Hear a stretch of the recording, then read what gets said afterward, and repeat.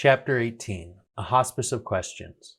A big decision for Danielle was deciding which hospice to choose. We had received information about the different options while we were in the hospital in Flagstaff.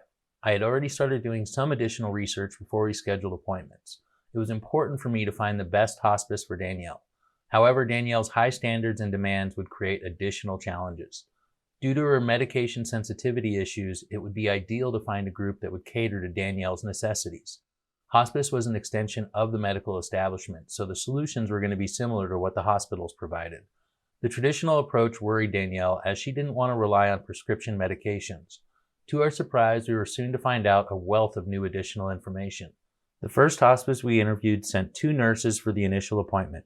Danielle was tremendously anxious about the meeting, with the whole idea of hospice stressing her to the core. She had a million questions for the ladies who came over.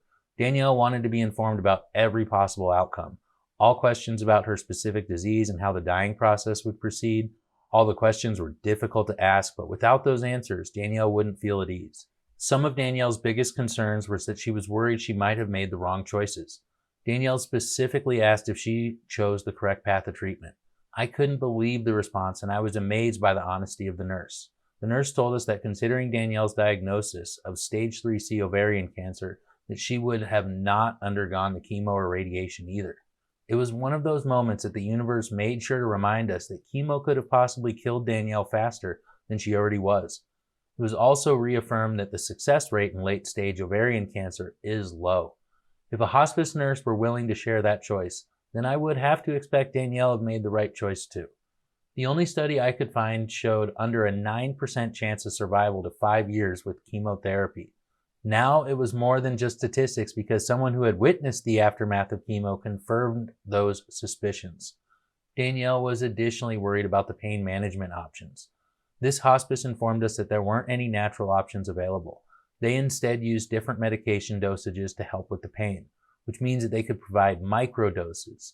Hospice gave me the first answer that was legitimate for treating my wife. I believe this is because many people become hypersensitive to medications towards the end of their lives. This statement did not ease Danielle's concerns. The most disturbing part to me was that we weren't going to be getting much support from the nurses involved. Hospice informed us that a nurse would only be visiting us several times a week, and the visits would be about an hour. While this wasn't as important for our situation since we had extra help, it did make me start to observe the shortcomings of our hospice system. Had we needed more help, it wasn't going to be provided, even under my wife's incredible health insurance plan. The biggest thing that they reassured us was that if any complications were to arise, that we could contact them at any time. They would then send out a nurse to help with any medical situation. The nurse would then stay until this patient stabilized. The service was available 24 hours a day and even on the weekends. It offered some relief, but not quite what we had expected. We asked why they didn't come by daily. They said that it wasn't usually until the last few weeks of life that they needed to send out nurses for continuous care. They also said that there was a lot of support staff that was also be helping in the hospice program. I thought it was great that they offered emotional support too. Priests, therapists, and volunteers were all possible options. It wasn't something that particularly appealed to Danielle because she would prefer her privacy. Danielle was not interested in letting many new people into her life. She had already recruited the support she wanted. Danielle wasn't completely sold on the first organization, even though she liked the nurses. Danielle appreciated their honesty, and that gave them a foot up on any competition. Danielle needed trust and confidence before she would make any decision. The trust was there, but not quite the confidence. The second option held a more optimistic choice because of the additional services they provided. My research showed this was a more likely candidate. The second visit happened the day after our first meeting. The first hospice had already prepared us, so now it was finding the additional information that set them apart. We had 3 incredible nurses arrive to share the information with us. Danielle again had a great connection with the nurses and even felt the same level of honesty from the nurses. It had everything that we liked about the other hospice, but what set them apart was the added benefits of natural treatments. I couldn't believe that they offered the options of doing acupuncture, massage work, or spiritual guidance. Then to top it off, they also offered herbal medications. Shocking news to both Danielle and me because we had never had the medical establishment offer us anything other than traditional synthetic medications. Now we were going to be given a choice. Danielle even opened up a conversation about using medical marijuana. They supported the usage of it and even encouraged that Danielle uses other methods of delivery. Danielle and I were thrilled at the added support and options we were going to have if we were to choose the second hospice. The nurses were also very professional and promised we would receive very experienced nurses. Danielle wouldn't settle for second best. While it was still a very difficult decision for Danielle to make, it was an obvious choice between the two options. The nurses already won my favor by providing me an opportunity to expand Danielle's medications. I was thrilled by the prospect. I, for months, had wanted Danielle to start vaping medical marijuana oil. I had, in my experience, enjoyed the concentrated effect. Often a small puff would provide the same result as smoking much more from a traditional pipe. The fact that she could get a more concentrated dosage would help provide even more immediate relief. The topical and edible products we were using would take 30 minutes to an hour to kick in. The vaping would provide almost immediate relief. The challenge for me would be to find a product that Danielle could smoke. Danielle was sensitive to chemicals before we met, and now in her weakened state, she was hypersensitive. I couldn't use most of the products produced on the market because they use chemicals like butane or alcohol to extract the oil. Thankfully, I knew there was a process that uses CO2 to extract the oil, and it makes a far cleaner extract for cancer patients. The other issue was finding something with a high enough level of the proper cannabinoids. THC, the most commonly used cannabinoid on the market because of the psychoactive properties, was not what Danielle needed. Danielle wouldn't react very well to large doses of THC.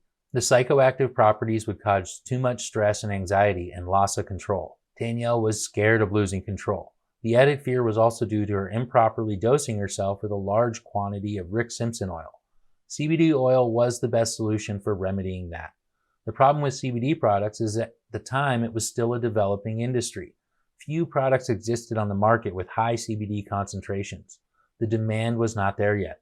The local Sedona dispensary discontinued several strains of high CBD flower because they weren't selling as well, although most of the concentrates there were produced with chemical solvents. My search proved how few products met the qualifications Danielle needed. I needed to find a high dosage of CBD strain. Ideally, I wanted a no THC strain like Charlotte's Web, made in high concentrations without the use of chemical irritants. The best product that I was able to find at a nearby dispensary was a 3-part CBD to 1-part THC vape in a 40% concentration. It wasn't quite as strong as I was looking for, but it was made using a CO2 extraction process. It was a better solution, and I had hospice to thank. Luckily, Danielle's insurance was also going to cover all the expenses when it came to hospice. It had taken a little financial stress off of us because we also wouldn't be in treatment anymore. It was a small relief to both of us, considering we weren't going to be having to worry about money for a while. With almost 5 months of funds available, it was looking up. Then another miracle happened. One of our helpers, the mother of Danielle's prize student Rose, delivered a message from her daughter in Europe. It was a touching message which brought Danielle to tears. The letter also informed Danielle that she was coming to visit. It must have been a shock to learn about Danielle's declining health. Danielle was, after all, in most of her students' minds, indestructible. It was a huge deal to Danielle that she made the gesture in returning from Europe. Danielle was touched and truly looked forward to being able to see Rose before she passed. Rose wasn't scheduled to return for another 6 months and had coincidentally left for Europe the day I met Danielle. It was a coincidence, and I would not disregard it. It was a hard issue for Rose to face since Danielle had been like a second mother to her for a majority of her life. Rose showed real signs of maturity with her letter and her action to visit. The renewed faith also solidified our decision to give the house to Rose.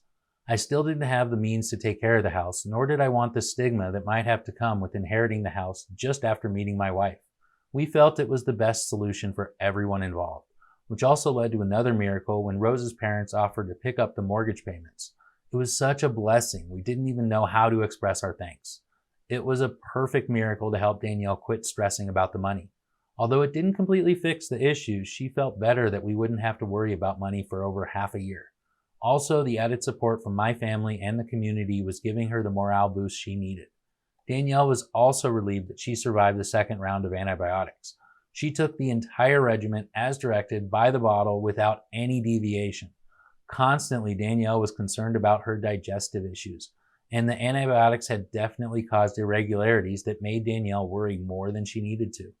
Anything out of the ordinary would be a cause for concern for Danielle. Danielle wanted to know what to expect at all times. The more guidance hospice could provide, the more confidence Danielle could feel moving forward. The first couple meetings with the head of hospice didn't answer all the questions Danielle had about going through hospice. She had her basic questions about what to initially expect, but didn't know what to expect when things would get closer to the end. Danielle would save the remaining questions for our first nurse. Danielle wanted to discuss everything that she could expect from their time together. The nurse arrived on time, and I quickly escorted her back to our room. Danielle would often try to take visits in the living room, but the decline of her health, topped with the cold winter, prevented her from leaving the bed. The nurse proceeded to take the usual health readings and tests that would become regular during every visit. I honestly think Danielle enjoyed that part a little. Danielle was usually very involved in this process and would always request the results of any test performed. The knowledge she had about her health, blood pressure, and practically everything going on in her body never stopped growing. Danielle knew her numbers better than the doctors or nurses that visited. The answers Danielle wanted were about the journey she should expect. We were both unprepared for the answers we would receive. It is still rather difficult to understand why the nurse proceeded to answer the questions the way that she did. I will admit that I was even traumatized by the interaction. The damage done by such simple statements became irreparable. Danielle had many questions for the nurse, and for a short time she answered normally. Then Danielle brought up concerns about using medications at the end of her life. The constipation issues would become a great concern at that point. Danielle explained her problems to the nurse and why she had those fears. Without much thought, the nurse answered Danielle. The nurse proceeded to tell us, paraphrased, that Danielle could expect a huge possibility of constipation, and that was a big problem that she personally observed. She then proceeded to tell us that there was a possibility of it becoming so backed up that it could burst the intestines inside of the person. We were both completely scared, considering that this was one of her greatest fears. Death by exploding intestines was now a real likelihood. In no way was Danielle willing to die that way. She became consumed by fear at this new possibility. It was after this interaction that I faced some of my first insights of fighting Danielle's fear of death. It wasn't the dying that worried her as much as how horrible getting to the dying was going to be. It was clear that cancer was a horrible way to die, and the nurse had just informed us that it could be even more horrible than we ever imagined. Danielle had zero desire to go through that, and sadly enough, suicide became a new hot topic. I completely opposed any thought of her trying to commit suicide, no matter the journey ahead. Despite her pleas to end the suffering, I couldn't entertain the idea. Danielle had such a desire to go to heaven, and I felt that it was my purpose to get her there successfully. Much of my spiritual studies showed that committing suicide was a very traumatic event on a soul, which created karma that could remain after death. My research had showed that people are forced to return to an incarnation with more challenge just to clear that karma. The second incarnation is made to prove that they can endure the suffering without committing suicide. I believe this because of a wealth of proof from my other research. I may be wrong or I may be right, but I did everything in my power to convince her suicide wasn't a solution. My obvious go-to when she started having suicidal thoughts was to remind her all the children that looked up to her, repeating if she committed suicide, she would set a horrible example for them. It would also forever tarnish her reputation in town. Between using her fear of gossip and being a real role model for her girls, she would always see through using suicide as a way out. It was clear that we were going to have to face this journey together, no matter how bad it got. Thankfully, we had a different nurse for the next visit. The new nurse was far more concerned about Danielle's new fears. It was clear that the conversation about exploding intestines had truly left a scar on Danielle's psyche that she couldn't move past. The nurse was most of all concerned because she had never heard of something like that happening before. We were both surprised at the response. The problem was that Danielle didn't believe the new nurse. She said that if it doesn't happen, then why would the other nurse say otherwise? It was clear that we had a big issue, and it was going to be a huge concern until we found a resolution. Danielle had her trust betrayed, which made her incredibly upset. It was easy for me to show Danielle the support she needed, considering that I was equally appalled at what had occurred. I still don't know what would have caused a nurse to scar my wife with a story that just wasn't true. I told the new nurse how strange it was that she told us all the upsetting information. It just seemed like total disclosure was a policy of the first visit and to inform us about what to expect during the following 4 to 8 months. Telling us what to expect seemed reasonable. Now to find out that it wasn't reasonable nor true made me very angry. Hospice was typically only reserved for patients who have less than 6 months to live and have completely stopped traditional treatments. We signed up for the end-of-life care not to torture Danielle to death. I still can't comprehend what would cause another woman to be so cruel for no reason at all. If she did lie, it seemed almost psychopathic to behave in such a manner. Now we had to face the consequences. Hospice quickly resolved the situation. First, they banned the nurse who made the comments, and I believe she might have been fired too. Also on top of that, they brought in an amazing new hospice nurse to remedy the situation. The head of hospice informed us that the nurse just recently joined hospice but had many years of nursing experience. Danielle truly liked this because she knew that the nurse wasn't going to be coming in with an ego. She was fully aware that the nurse was going to be in constant communication with her superiors, which meant Danielle would always be getting second opinions. This was a huge relief to Danielle. I was so impressed at how they fixed the situation, and on top of that, they sent in the head of hospice training division. Much of the fear that Danielle had developed was finally put to rest when she appeared. Again, she had never heard of someone's intestines blowing up while in hospice. While it was still going to be something that lingered in the back of Danielle's mind, it immediately stopped Danielle's threats of suicide. I was relieved, and I believe everyone in hospice was relieved that Danielle was satisfied. Danielle being upset was not good for anyone, and most of all, not good for herself. She had started to accept that she was nearing the end of her life, and that forced her to look inside. Danielle realized that there was a lot of unresolved issues that were ever present in her life. She lived a very traumatic life while also an amazing life. The amazing parts had overshadowed the trauma, but now as that trauma was unavoidable. In one lifetime, Danielle achieved many lifetimes of experience. Danielle's unresolved issues were extensive. The list had developed more through the experiences we faced together. The topics included her family, dying early, treatment choices, not teaching, her students, the constant physical pain, and so many other little issues that she wanted to resolve. I had been able to help a lot with her abandonment issues, male trauma, and her anger. Danielle would tell me that she recognized her anger in my outburst, but she condemned me for my display of that anger. Thankfully, she inspired me to be better. Many other issues were more important for Danielle to master, and they weren't always issues that I too was facing. Despite my lack of life experience, I was very well suited to help her with hers. I could offer a different, usually more positive perspective about a subject. I always have been good at seeing the good in most things. However, I found in death that there are many things we decide to address that would have gone otherwise unanswered. Hospice passed on this advice while recommending professionals to assist with those problems. Hospice had a non-denominational spiritual pastor that they offered to come over and talk with Danielle. We declined initially because it didn't seem necessary. Now it seemed more apparent that Danielle needed additional help. It wasn't easy for her to come to terms with dying. We all lacked the skills Danielle required to find some peace. It just so happened the pastor had decided that she didn't want to get a flu shot, which Danielle and I both supported. However, it also meant that the woman was forced to wear a mask during the appointment.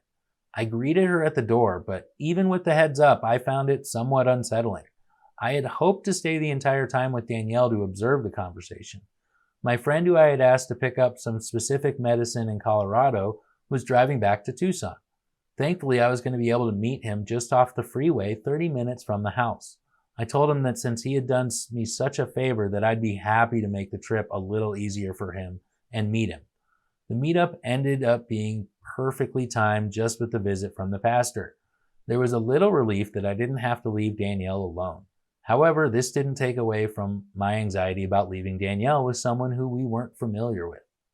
I made the drive as fast as I could without speeding and just stopped for a quick minute to say hello to my friend.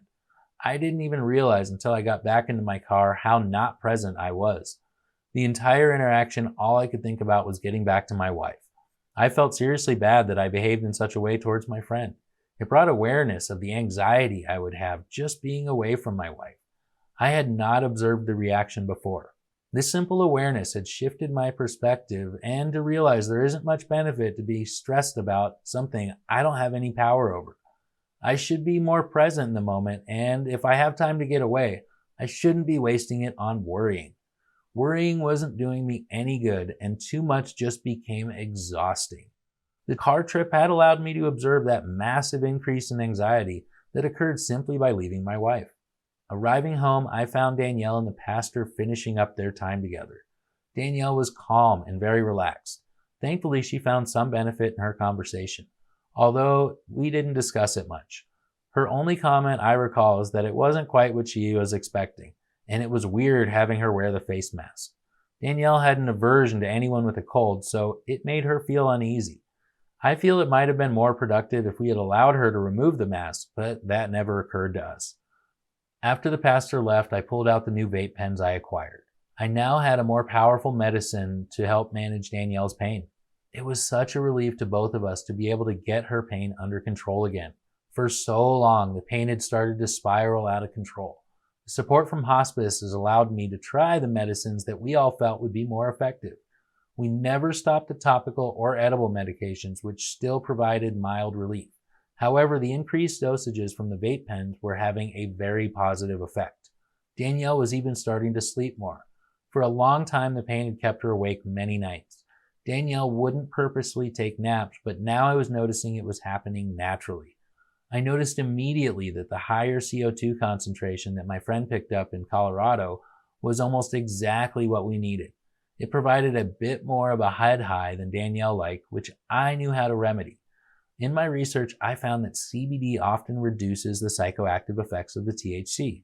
We used a combination of high CBD vapes with high THC vapes. When she took a puff of the more concentrated THC vaporizer with a puff of the high CBD one, she would see a more balanced effect. I would also use a CBD tincture to supplement if that didn't work. This new mixture was almost miraculous in how well it managed her symptoms. I still wish it didn't take hospice to give Danielle the go-ahead to try smoking vaporizers. It is proving to me that our medical marijuana industry still has a lot of room for growth in producing effective medications for cancer patients. I believe that this is also why the medical industry has attacked many who are doing just that. The lack of support from the pharmaceutical companies has stifled the progress that Danielle and I needed. Times are thankfully changing. It was finally nice to get some real support from what I considered the mainstream medical establishment. It was rare to get advice that was truly helpful and to have another practitioner who fully supported my point of view. I had felt that much of my knowledge was still secondhand information when compared to the opinion of doctors or nurses. I knew I was right, and I would often need medical professionals to confirm my stance for Danielle to accept it as fact. She did this with everyone around her, which is why I constantly had to learn to withhold my opinions or manage the way I would share them. If it was important, I could ask the medical professional if my idea was valid. A simple question could open up discussions on topics that I wanted to discuss more seriously.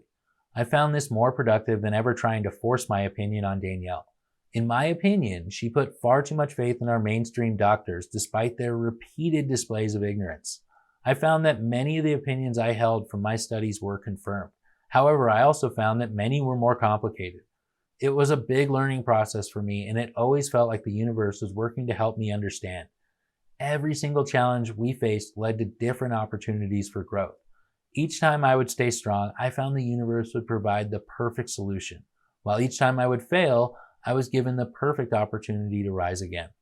As I saw it, the only way to stop finding miracles was to give up completely. It wasn't something I could explain, but even as we neared the end with Danielle, the miracles just continued to spread.